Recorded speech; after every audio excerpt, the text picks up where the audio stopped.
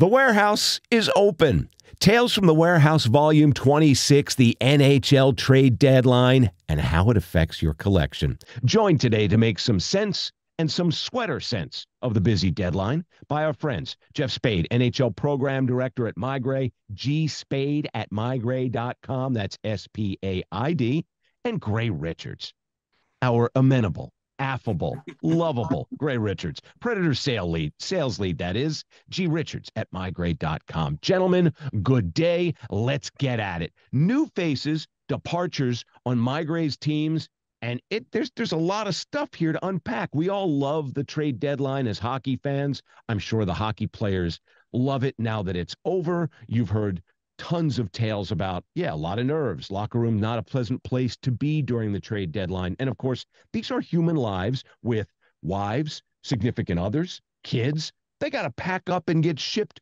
all over the place. So while we sit at home and say, oh, is it a good trade? Was it a bad trade? What's the team doing?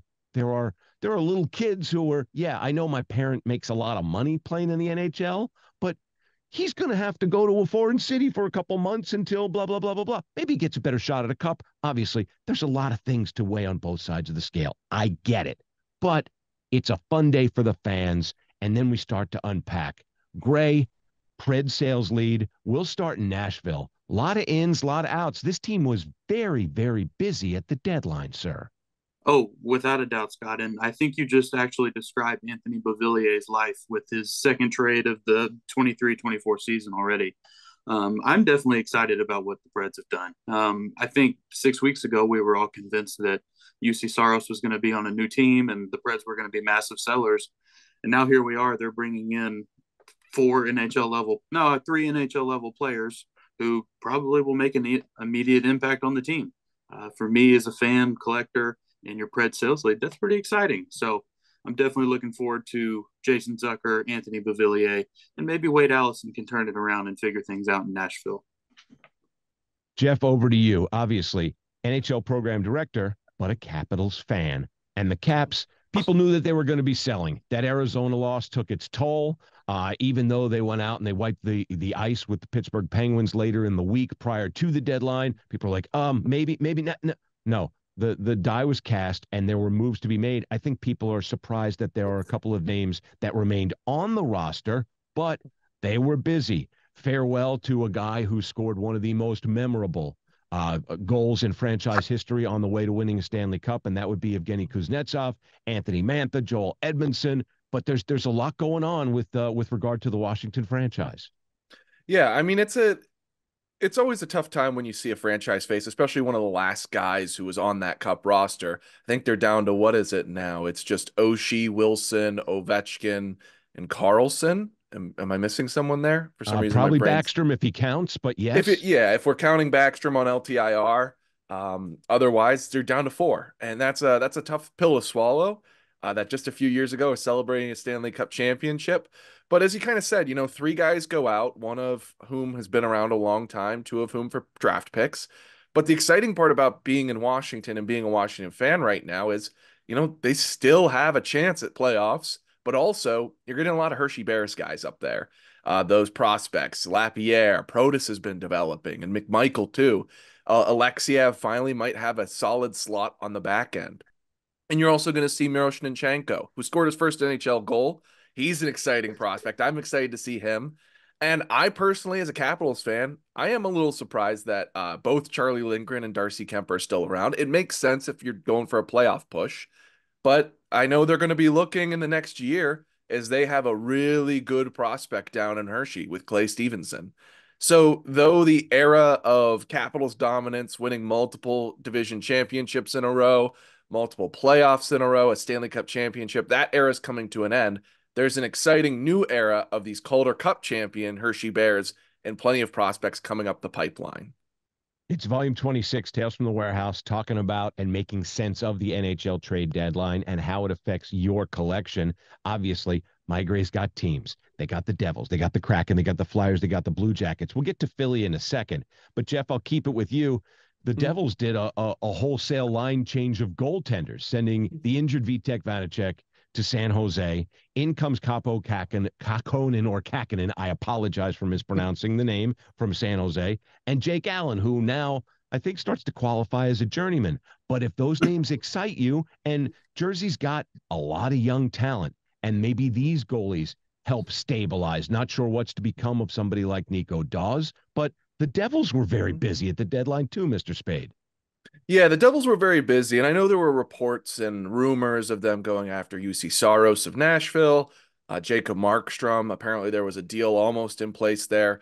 So the Jake Allen, and I'm just going to call him KK because I'm not going to try and butcher that That'll name. work. Those trades address a need on their back end and goaltending, and getting McDermott in too gets a little bit more grit in their lineup. But for the Devils right now, and as a Devils fan, there's a lot of ifs, buts, and candies and nuts in this season. What if Jack Hughes didn't get hurt? What if, we had consistent goaltending? What ifs? So I think these trades not only get a little bit of value back in the organization, potentially get some stabilization back at goaltending, but I think it looks at it that, they still have a shot at playoffs. These goaltenders, Jake Allen can do something. He was great as a backup in St. Louis. He was great up in Montreal. I mean, he has the potential that if the Devils do everything right, they can still get in and they can still make some noise in the playoffs. And that's not even considering the two goaltenders they still have in Schmid and Dawes. So I think for the Devils, it was a little bit of a retool on the fly and looking to see what they can do to close out this season, which is still exciting as a collector, that going from a franchise record season to, even if this season's a bust, you have excitement in the future. Gray, one of the MeiGray teams with an incredibly rabid and historically rabid fan base. Two Cups a long time ago, and I'm talking about the Philadelphia Flyers, entered this season with expectation. And when I say expectation, I mean expectation that the head coach was going to be entertaining, and he always is. I don't think that the fan base, expected to see them where they are now and having the season that they are now.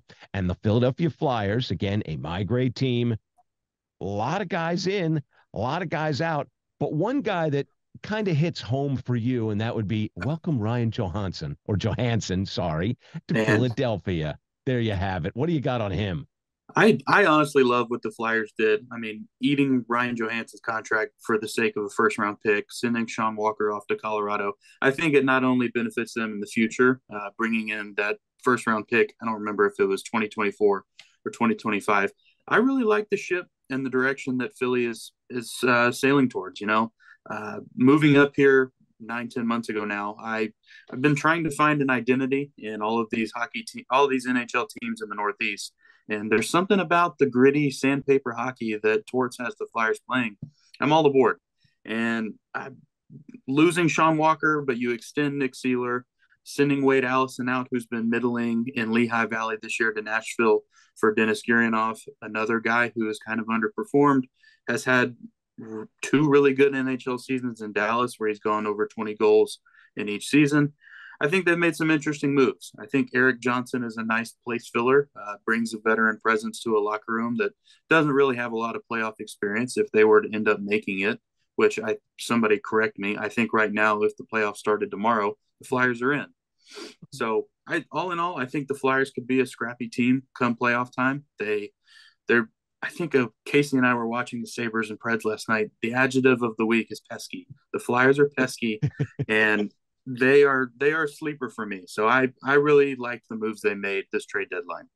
We like pesky, we like sticky, we like problematic, we like, when you hear the analysts say nobody wants to face them, and you say, you know what, you're probably right. Several other MeiGray teams with moves, including the always wonderful to look at Seattle Kraken uniforms. Alex Wenberg going east. Jordan Eberle sticking around, though, at 4.75 mil.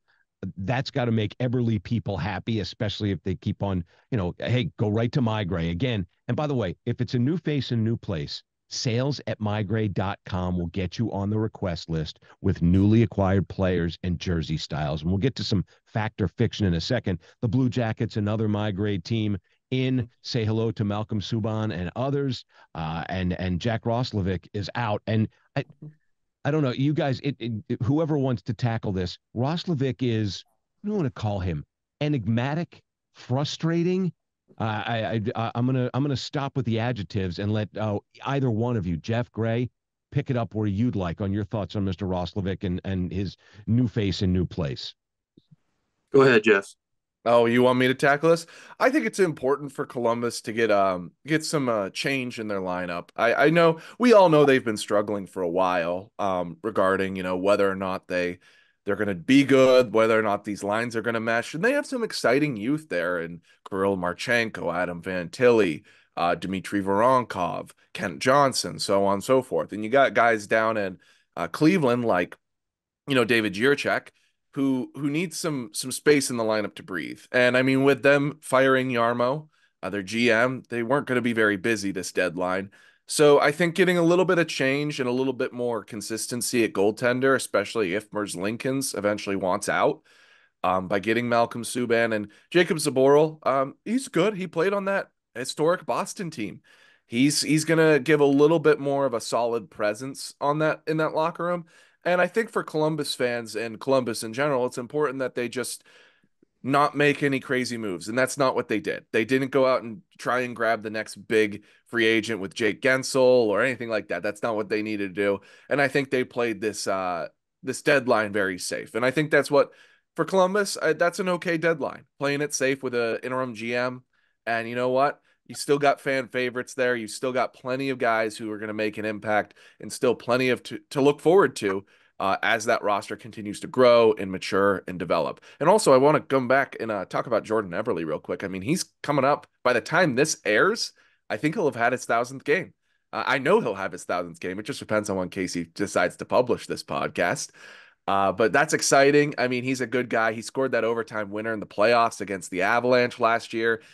It's just exciting to keep that Kraken squad together, especially moving into the future, and see what they can do this summer to retool, see about Joey Decord, Philip Grubauer in the goal, and see what they can do for defense and maybe even land a superstar free agent. I mean, Jake Gensel isn't signed yet. There's no saying that he won't come to a new team. Jeff, you bring up a good point, and we'll get to the collector's perspective in a split second. A guy like Jordan Eberle, and please correct me if I'm wrong, he's got history in the NHL, whether it's in an Oilers sweater or whether it's in an Islanders sweater or wherever else. He's creating new memories for Seattle now and becoming a fan favorite in Seattle now and making Seattle collectors happy and making Eberle collectors happy. So, guys get moved, guys sign new deals, guys find new homes, and again, are able to create those new memories, which are very appealing to collectors. Switching to, as we continue with Volume 26, the NHL Trade Deadline, Tales from the Warehouse, Geoff Spaid, NHL Program Director, Gray Richards, Pred Sales Lead. Both gentlemen collect. Let's play a quick game of Fact or Fiction. Fact or Fiction, after the trade deadline, collectors sometimes get bummed and start selling off or take their foot off the gas because I only like this player because he was on this team. Now, all of a sudden, here's an opportunity and the vaults are open. And then there's another Fact or Fiction. There's a rush to the window to get this brand new Ryan Johansson Philadelphia Flyers sweater because there are Johansson collectors and there always have been, no matter where he's played. Gray, I'll start with you on the Fact or Fiction. Collectors get bummed and sometimes react, which is the benefit of to the benefit of other collectors, and then talk about the rush to the window. I definitely think we're speaking facts and people being bummed. I mean, for me, we've talked about my baseball background. Mookie Betts to the Dodgers, man, what a heartbreaking experience for me. I had multiple Mookie Betts Red Sox jerseys, and I was like, yeah, I don't know if I want these. I've lived this out myself. And so I definitely think there's a lot of fact in that. Coming up to the window, looking for the new and shiny, definitely a fact there. You have a player that you've collected since he was on a OHL team, and now he's on a new NHL franchise that is conveniently sold through MeiGray. Of course, that's a fact. Now you have awesome access to another team's worth of jerseys for Ryan Johansson. So for me, it's two facts. Jeff, want to play fact or fiction? Yeah, I think it's a little bit of both with being bummed. And I'm going to use my Washington example. I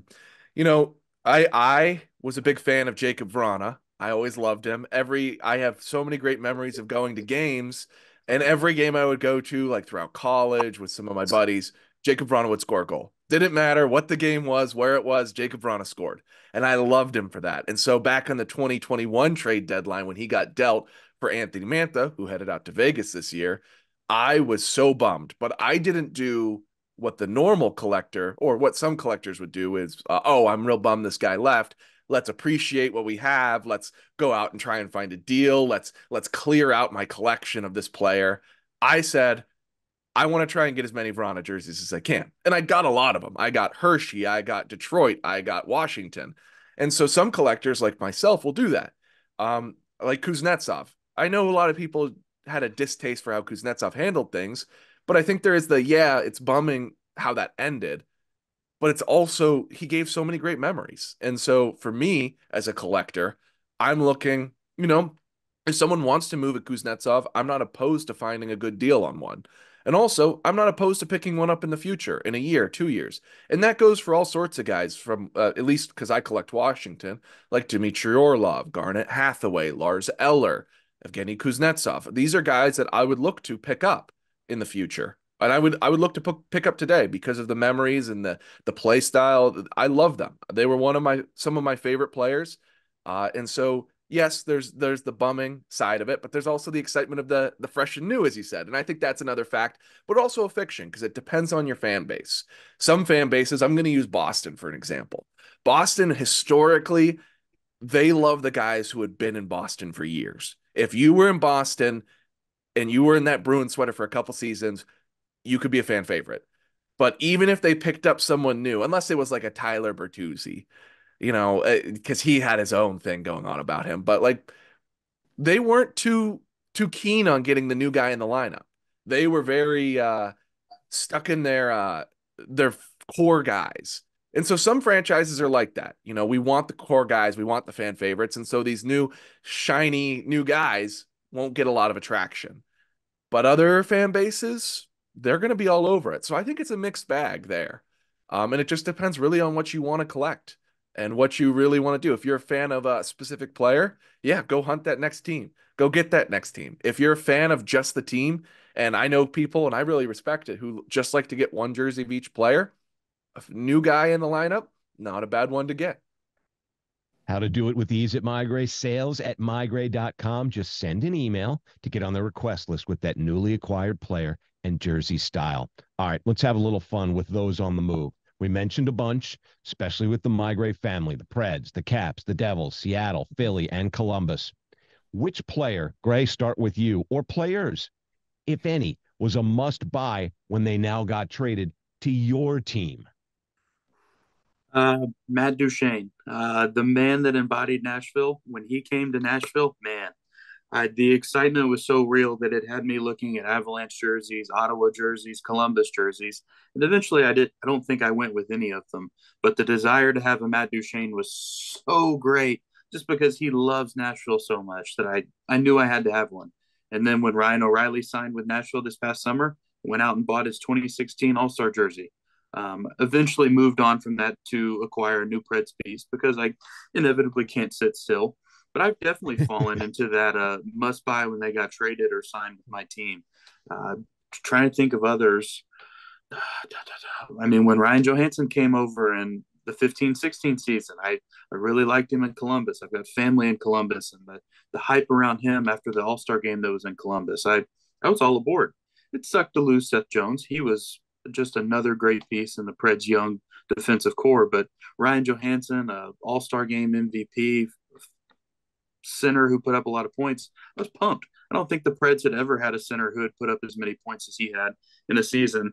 And eventually, I mean, he was there for, I'm trying to think off the top of my head, I think 8 seasons. And I quite enamored by Ryan Johansson still, all jokes aside. Geoff, you talked about the sort of reverse of it with what happened with Jacob Vrana. Anybody that, and obviously the Caps are in pick collecting mode. I think I saw that they have 15-ish first rounders over the next 3 years or something. I mean, they have an immense amount of picks. This is, I think I think it's 26 over the next 3 drafts, 26 picks. Ridiculous. 15 Mhm. first rounders is probably out of my, I I misread the would love tweet, that. but that's distinctly impossible. But Scott sees things, and that's crazy. At any rate, they went pick building, and we Mhm. understand that. But Mhm. is there an acquisition, made over time that you're like, oh, I thank God he's in Washington now. I got to go get this guy. I mean, it wasn't a trade, but Dylan Strome, he was a great pickup, and that was free. Chicago's just let Dylan Strome walk, and that's one of those guys. I don't have one in my collection yet, but I would love to get a Dylan Strome jersey. Rasmus Sandin, same way, just signed for a Mm-hmm. few more years. Good young defenseman, and he was acquired in a trade that sent Eric Gustafsson, a pending UFA, out to Toronto, and that's kind of the excitement, at least on my end, is just seeing what GMBM can bring back into the fold. And I'm excited personally, though there hasn't been a recent trade. If you want my opinion, I think the most recent exciting trade for the Capitals was TJ Oshie. Oh, I of still course. love Right. TJ Oshie. I got Blues, I've got Caps. You can never have enough TJ Oshie, but I think the excitement for Washington and some of these other franchises, like we talked about, like the Devils, the Kraken, the Blue Jackets, is what are they going to do over the summer? Because, I'll look at Washington. Washington just lost Nicholas Backstrom. They lost Evgeny Kuznetsov. They just lost two of their top centers, top three centers out. What are they going to do over the summer? Who's going to fill that void? Are they going to stick with McMichael, Lapierre, Protas, Dowd, or are they going to go shopping on the market? And that's the same thing you can look at like with the Blue Jackets. Where are they going to go? Because they have a lot of needs on that roster. There's a lot of things that they need to retool, refix, and figure out what direction they need to go as a franchise. So who's in, who's out coming up. So the trade deadline isn't where it ends. I think it's where it begins because it's looking forward to, is your team going to the playoffs or are you starting to build for the future? And I think the exciting thing looking at all of our teams is, yeah, we have some playoff teams with the Predators, the Flyers, the potential for the Devils, Kraken, Capitals to make it, but also these teams are still prepping for the future. They're still looking ahead. And that's where kind of, as you said, as a collector, it's important to remember that the request list exists. One of the guys, I'll bring it up, Washington. I love Ryan Leonard. I love what he's doing up in Boston. He is fantastic in that NCAA. And every week I feel like I look and there's just a new highlight goal, highlight goal, highlight goal. Ryan Leonard scores 2 goals and gets a 10-minute misconduct for taunting the goaltender, stuff like that. He's crazy. And I am so excited for him to show up in Washington that, when he was drafted, my request was already sent in. My request was in there saying, I want a Ryan Leonard jersey. Whenever he decides he's going to show up in Washington, I want a piece of Ryan Leonard. And that's the excitement. Even if your team didn't make a game breaking trade this trade deadline, those picks down the line, you can always send a request in. I can't tell you the number of people who send in requests to all of our teams saying, Connor Bedard. If Connor Bedard is a insert team here, I want his jersey. We had a plenty of those, and that's okay. That's the excitement of not only the trade deadline, you can do that for the trade deadline in the future. When an exciting guy like Jake Gensel's around, you can also do it for drafts, for prospects, for anyone. And so I think there's a lot to be excited about as a collector, especially for all 6 of our teams for different reasons. And for me personally, I always look forward to what the Capitals can bring in. Of course. And Jeff, actually, earlier you mentioned a guy that they like to call Vanya, Ivan Miroshnichenko, who scored his first goal recently against the Pittsburgh Penguins. He's another guy who, how much time is he going to get? And again, get on the train. And if these interest you and you're looking to the future, of course, doesn't have to be new veteran or old veteran faces in a new place. It could be who they're making time for. Sales at MeiGray.com to get on the request list. Gray, I'll turn it to you. Preds, obviously, as we talked about, busy. Do you anticipate anybody sort of also being able to slide in as they make their push? Are there ones to watch post deadline that you're like, hey, this person may get a little burn now, and he should be on people's minds with regard to the request list? I know personally, Scott, I was rooting for Yaroslav Askarov to make his way into Nashville, but it looks like we're going to have to wait probably until next season for that to happen. To the joy of Jeff, yesterday Barry Trotz mentioned Jeff's favorite Zachary Leroux multiple Wait, times. he's coming up? Not Maybe? not yet, but he said he Oh, was a fill-in for Yakov Trenin in the future. ooh, So okay. Maybe it's in a few weeks. Maybe it's next season. I don't know. Jeff and I, Scott, for backstory, we love Zachary Leroux and his antics. I think he's leading the Admirals in penalty minutes and second or third in points. He's an absolute menace on the ice. And so I know for me and Jeff, that's somebody we're definitely rooting for. I could definitely see Spencer Stastny coming up from Milwaukee and making a spot for himself on a defensive pairing in Nashville. But other than that, with the moves the Preds made, there's not really too much roster space to go around for this season. But I think next year, with some expiring contracts, there will definitely be some young faces in Nashville. I just want to tap in on that No, go Zachary ahead, Jeff, Leroux thing, just to give you some information. He's third in the league in penalty minutes. He's not just leading Milwaukee by a mile. He's at 140 penalty minutes, and the only guys ahead of him are Scott Saborn of what is the San Jose? What's their minor league Barracuda. team? Barracudas at 150, and then Garrett Wilson of Lehigh Valley at 151. So he's up there. He's an exciting guy, and that's the thing. Like with the AHL, and I think a lot of guys a lot of collectors got to realize is not only should you be looking at what your team gets at the trade deadline, but you should be thinking about what you got in the pipeline. Because Miroshnichenko is a great example, and LaRue is a great example. And even other prospects that come up through are great examples. Is you got to get in before the iron's hot.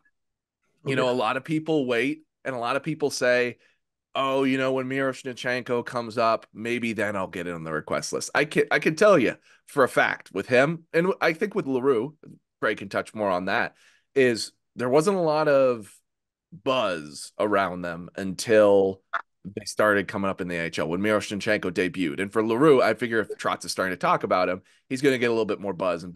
If you get in before the iron's hot, you can usually get early picks on what you want from the request list, and you don't have to take anything. If you put in a request for Zachary Leroux and down the line, you know, he debuts, he plays some games, and you go, oh, you know what, financially, I can't swing it. You know, I don't want to get a LaRue anymore. I think he's too much of a goon. You know, you could say, I don't want that anymore. I'm good. I don't need to pre-order it. But getting yourself on the request list there for your prospects coming up through the pipeline, I think is important, because I can't tell you the number of times people will just wait, and then they'll get bummed out because, you know, we sold out of a specific prospect or a trade guy. Ryan O'Reilly, I wanted to throw it back to Nashville. Ryan O'Reilly was like that. We had Gray can touch on this. Didn't we have a lot of Ryan O'Reilly jerseys available, and then all of a sudden he was hot, and then they all disappeared? Yeah, I mean that fits with all of our program teams. I mean, Nico Dawes does really well for a good span, and the interest in him picks right back up. I mean, it can fit all of the program teams. It can fit in a NHL team within the league. Once a guy gets hot and you have that accessibility to their equipment, their jerseys, whatever, it's going to get bought up. So being forward thinking, like Jeff said, I mean, it's just imperative to making sure that you have that early access to get what you want. Do a Google search, guys, as we turn for home here on Volume 26, the NHL Trade Deadline, Tales from the Warehouse, Gray Richards, Geoff Spaid. Do a Google search on O-Pee-Chee cards of the 70s, probably Topps cards as well, with the little tiny traded. And they did this for baseball, and they certainly did it for hockey, where the card was set, and then they go to press, and so-and-so was dealt to a new team. And when you do the Google search, the image search, you'll see some of the worst airbrushed jerseys, logos, Colorado Rockies, Minnesota North Stars. It looks like someone handed me some markers and I colored in a blue jersey instead of a logo. Oh, they're wonderful to look at. They deserve their own wing in the Museum of Natural History off the Smithsonian, Mr. Spaid. They are tremendously hysterical with added hair and a helmet that is ill-fitting because someone redrew the helmet. So when you look at those, you then think of what the trade deadline is like in real life for equipment managers having to improvise on the fly. Hey, Eric Johnson is now in Philly, and he only likes this type of stick, this type of insert in his sweater. I'm certain that, you know, get on the request list if you're an Eric Johnson guy, what have you. Who knows? Just pick your player. They're going to be stick stories, sweater stories, equipment managers having to get used to entirely different protocols for these players. And, you know, we've seen this 1,000 times. Goaltender gets traded. His new gear is weeks away. So he's wearing his old color combo from his prior team, and it's a stark difference to his new home, which is pretty damn funny. So, Geoff, as the program director, you may see some interesting things come through, which are going to make for even better stories for future collectors. Yeah, I just want to touch base real quick. I looked up that thing on Google, and the first card I saw was Bill Clement of Washington. That's bad. That is pretty bad. I won't lie. Art's not my forte, but I appreciate the gold mine I'm gonna have to look through here, I'm Scott. glad I took you down this wormhole. It's hysterical, but it's happening in real time in real life. Again, these card companies had ample time to get it together, but of course, technology different. Imagine real time. Guy gets traded on a Thursday or a Friday afternoon, and he shows up Sunday or Monday with his old gear, and bam, Geoff, you're going to have a whale of a time with these equipment managers. Yeah, so sometimes when we have a lot of traded players, I mean, I'll use Tyler Toffoli when he came to New Jersey. You know, that first batch of New Jersey equipment we picked up, we got equipment from, he was on Calgary before that, I believe. And so we got equipment from Calgary of Tyler Toffoli at the beginning of the season. So Mm-hmm. it's one of those things where it's like, how does MeiGray get a random pair of Minnesota Wild gloves? How does MeiGray get uh teal Timo Meyer sticks? Well, the answer there is when the guy gets traded, they don't just have everything ready for him. You know, the guy usually takes some stuff from his old team, gloves, sticks, helmets, pants, and just goes to the new team. Now, obviously, those teams are going to do what they can to get you new gear immediately, whether or not it has your name on it. But they're going to try and get players in the colors as fast as possible. And I have two good stories I can tell you, both revolving around Washington, both last year's trade deadline. So last year I went and did a pickup in DC. So I met the Caps equipment guys, Brock Miles. I go down in Capital One Arena, down to their locker room. I'm loading up stuff. They're giving me equipment, and I got a lot of Orlov equipment, which was interesting, but it makes sense when you look at it from a rear view perspective, hindsight 2020. And I'm talking to the guys, and they're there with a third jersey, Washington's Navy alternate, and they're stitching together a McElrath jersey. And someone bought this McElrath jersey, but it is a Frankenstein jersey if I've ever seen one. They had to make a nameplate real quick, so they took like a big C and cut it in half, like cut the center section out and made it a small C and stitched it together for this nameplate. It was then they took another jersey that was like a I think it was I forget who it was, but it had twos in it. And they cut out the twos and sewed it back on the other jersey and then with a five. The thing was so Frankenstein. And I was sitting there watching them make it, chatting with them. I'm like, oh, Dylan McElrath's getting called up. That's pretty exciting. And then next thing you know, I leave Washington, and in an hour, Garnet Hathaway and Dmitry Orlov are dealt to the Boston Bruins. It makes more sense. And so sometimes these equipment managers have got to do things on the fly. And when you have a game that night and you're trading out multiple guys and you may not have a jersey on hand for a guy you didn't think was going to get called up, sometimes equipment managers got to do funky things. And that happened on both sides of that trade. Dylan McElrath had a really funky alternate made, which I think is just one of the coolest stories out there when you think of it from my perspective or the team's perspective of how that jersey was made.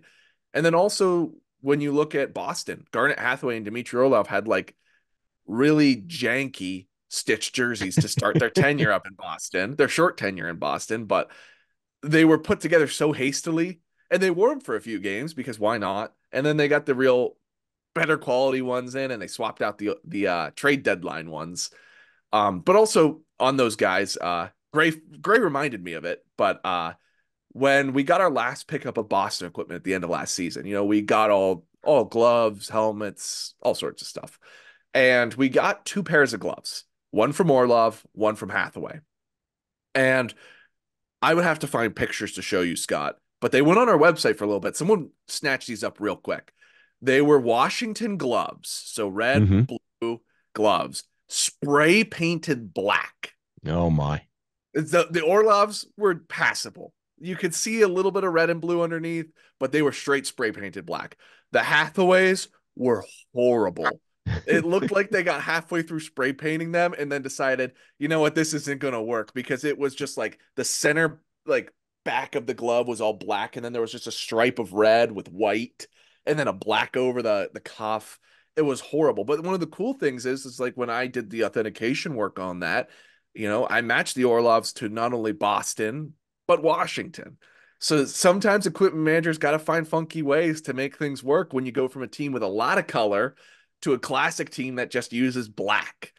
And you got to figure it out. And equipment managers do. And sometimes these trade deadline, you look at the first few games and see what these guys are wearing, because sometimes it's just so interesting and sometimes a little funny when you look at what the equipment managers do to get these guys out on the ice as soon as possible. Super fun and great stories, obviously. Stuff to watch. Real quick before we get on out of here today, Gray, who was your Stanley Cup winner prior to the season, and has it changed post-trade deadline, sir? Prior to the season, obviously, it was the Nashville Predators, Scott. I feel like that was a no-brainer. I naively, like, that's a joke, obviously, but prior to the season, my vote probably Vegas, Boston, Florida, Colorado. I mean, the heavy hitters of the last couple of years. And now with the moves they made, I hate to say it because I know Patrick's going to rub my face in it. I think the Panthers are probably the team to beat. That he's going to make such fun of me for that. The Panthers are going to be hard to beat. I think Colorado is going to be a really tough team out of the West. So my Stanley Cup is Florida versus Colorado, with Florida coming out on top. I would love to be wrong. I would love for it to be the Sabertooth Cats versus the Florida Cats and the gold team coming out on top. But inevitably, I think this year is the year that Florida and or Colorado brings it home and makes it happen. Roger that. I'll open up an app that I can get off one of my friends' phones, and I'll see if I can sprinkle on that or something like that. It's provided it's legal, of course, in your home state. Of Geoff, course. who was your pick? Who is your pick post deadline? Did anybody do anything to sway? I really, at the beginning of the year, wasn't sure who was going to make the Stanley Cup. I thought the field was pretty even. There was no team where I looked at it and was like, that's a super team. I mean, you had, as Gray said, Florida, Vancouver was very surprising. Edmonton was surprising in the opposite direction. And there were all these teams that people talked about, like, oh, can Connor McDavid and Leon Draisaitl get over the hump? Can New York put it together with Artemi Panarin? The Rangers are pretty hot. So I didn't know where I was going to fall on the Stanley Cup, but if you made me pick, I probably would have gone with Edmonton. I thought, Connor McDavid, when you have Connor McDavid, if you can put something around him, you should be able to figure it out. And then they went on that really bad streak there, and I lost a lot of faith in them, and I moved over to Vancouver.